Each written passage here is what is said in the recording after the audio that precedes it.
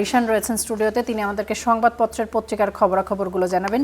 আমাদের জাতীয় পত্রিকা এবং স্থানীয় পত্রিকায় কি কি শিরোনামে স্থান পেয়েছে সেই খবরগুলো জানতে চাই রিশান।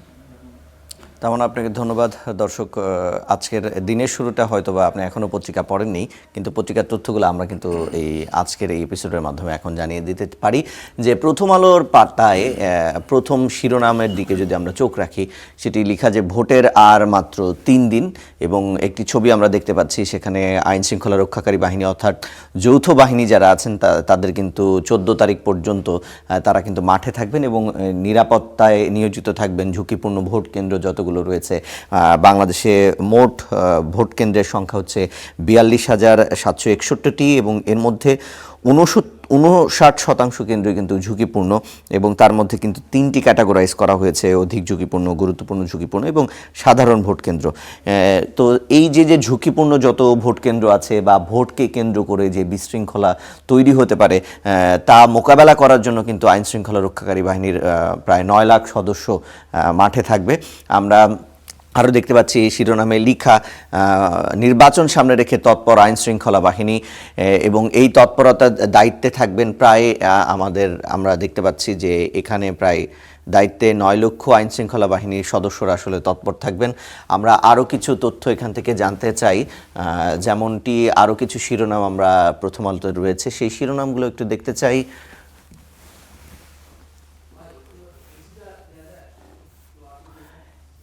এখানে আরও কিছু লেখা আছে, আমরা একটু দেখি যে এবারের নির্বাচনে আইন শৃঙ্খলা রক্ষায় বিভিন্ন প্রায় 9 লাখ সদস্য দায়িত্ব পালন করবেন। এর মধ্যে সেনাবাহিনীর in aid to the civil পাওয়ারের আওতায় আগে থেকেই সারা দেশে মোতায়েন রয়েছে, এবং সেই সাথে ভোটকে কেন্দ্র করে কিন্তু অন্যান্য বাহিনীর সদস্যরাও এই দায়িত্বে আসলে নিয়োজিত হয়েছেন। আমরা যদি আরেকটি পত্রিকায় যাই তাহলে দেখতে পাচ্ছি যে সমকাল এখন যেই পত্রিকা আসলে আজকে যেই শিরোনাম আসলে করেছে, সেটি কিন্তু আমরা কিন্তু জানতে চাই যে এখানে যেই শিরোনাম আসলে করা হয়েছে সেটি আমরা দেখতে পাচ্ছি, এটি আসলে রোববারে। আমরা এখনকার কিছু তথ্য আসলে জানতে চাই।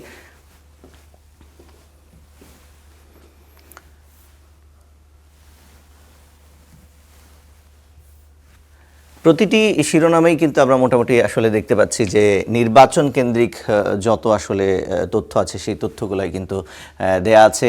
এখন আমরা দেখতে পাচ্ছি আমার দেশ পত্রিকাতেও কিন্তু বিভিন্ন শিরোনাম রয়েছে, এবং আমরা আজকেরটা জানতে চাই, একটু সময় নিচ্ছি, সেটি আপনাদেরকে জানানোর চেষ্টা করব। আমরা হয়তোবা নেটওয়ার্কজনিত কারণে সেটি আজকের পত্রিকাটি রিলোড হচ্ছে না, সেটার জন্য আমরা চেষ্টা করছি।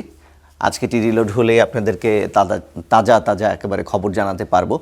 এখন আমরা দেখতে পাচ্ছি যে আমাদের যেই যুগান্তরে আসলে কিছু শিরোনাম আছে যে দল এবং প্রার্থী শান্তিপূর্ণ কার্যক্রম চায় ইসি, 2/3 ভোট পড়ার আশা। এটি কিন্তু আসলে প্রত্যেকেরই আশা রয়েছে যে প্রতিটি ভোট কেন্দ্রেই কিন্তু শান্তিপূর্ণভাবেই নির্বাচন অনুষ্ঠিত হবে, এবং নির্বাচনের যেই সরঞ্জাম সেই সরঞ্জাম কিন্তু সব জায়গায় পৌঁছে যাচ্ছে। আমরা যেমনটি প্রতিবেদনে একটু আগে দেখছিলাম যে হেলিকপ্টার যোগে কিন্তু একেবারে দুর্গম যেখানে আসলে ভোট কেন্দ্র রয়েছে সেখানে কিন্তু নির্বাচনী সরঞ্জাম পৌঁছে দেওয়া হচ্ছে, এবং আইন শৃঙ্খলা রক্ষাকারী বাহিনী সেখানে রয়েছে, এবং অনেক জায়গা রয়েছে সীমান্তবর্তী যেখানে কিন্তু খুব ঝুঁকিপূর্ণ অবস্থা। আমরা দেখছিলাম যশোরে, সেখানে কিন্তু একেবারে সীমান্ত ঘেঁষা এক এলাকা, সেখানে নিরাপত্তা ব্যবস্থা একেবারেই নাজুক, এবং ভোট কেন্দ্রে ভোটাররা যাবেন কিনা সেটি নিয়েও কিন্তু আসলে একটা দোদুল্যমান অবস্থা রয়েছে, এবং আইন শৃঙ্খলা রক্ষাকারী বাহিনী তৎপর আছে, নিয়োজিত আছে। এখন দেখার বিষয় কতটুকু আসলে তারা সে বিষয়টিকে নজরে এনে কাজ করতে পারে, সেটি আসলে অনেক বড় একটা বিষয়। আমরা যদি একটু আমাদের পোর্টালের সর্বশেষ কিছু তথ্য আপনাদেরকে জানাতে চাই, সেটি একটু জানতে পারি যে সর্বশেষ কিছু তথ্য আছে আমাদের স্টার নিউজের পোর্টালে। যেরকম হচ্ছে, শিশির মনিরকে স্বর্ণের দাড়িপাল্লা উপহার দিলেন সমর্থক। নির্বাচন নিয়ে প্রত্যাশা জানালেন সঙ্গীত শিল্পী আসিফ মাহমুদ, এবং পুরান ঢাকা থেকে জবি শিক্ষার্থীর ঝুলন্ত মরদেহ উদ্ধার।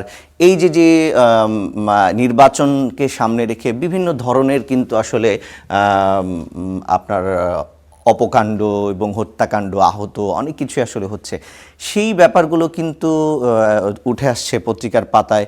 এবং এই যে দাঁড়িপাল্লাকে সমর্থন দিয়ে নির্বাচন থেকে সরে দাঁড়ালেন গণ অধিকার পরিষদের প্রার্থী, এটিও কিন্তু আছে। মানে আরেকজনকে সমর্থন দিয়ে প্রার্থিতা নিজ থেকে অনেকেই কিন্তু প্রত্যাহার করছেন। এবং ভোটারদের জন্য রুমিন ফারহানার উড়ন্ত চুমু, সেটিও কিন্তু একটি শিরোনামে আমরা দেখতে পাচ্ছি। মিরপুরের জলাবদ্ধতা নিরসনে কী পরিকল্পনা, সেটিও কিন্তু আমরা জানলাম। আমরা সব কিছু মিলে এই যে নির্বাচন কেন্দ্রিক যত প্রচার প্রচারণা আসলে আছে, সেটি কিন্তু আমরা আসলে প্রতিটি পত্রিকার পাতায় স্পষ্ট করে দেখতে পাচ্ছি। আজ যখন আসলে অফিসে আসছিলাম তখন দেখলাম যে নির্বাচন কেন্দ্রিক মানুষের যেই মানে গ্রামে যাওয়া বা যেখানকার আসলে ভোটার সেখানে যাবার যেই প্রস্তুতি, সেটিতে কিন্তু আসলে একটা ছোটোখাটো একটা যানজট দেখতে পাচ্ছি। অর্থাৎ বোঝা যাচ্ছে যে ভোটাররা ভোটে অংশগ্রহণ করার জন্য এই ঢাকা থেকে কিন্তু বাড়িমুখী বা স্থানীয় যেখানকার ভোটার সেখানের অভিমুখে তারা কিন্তু যাত্রা শুরু করেছেন। তো শান্তিপূর্ণ একটা ভোট হোক, এই ছিল আজকের পত্রিকার পাতা থেকে আমার কাছে তথ্য। আমরা ফিরে যাচ্ছি স্টুডিওতে তামান্নার কাছে।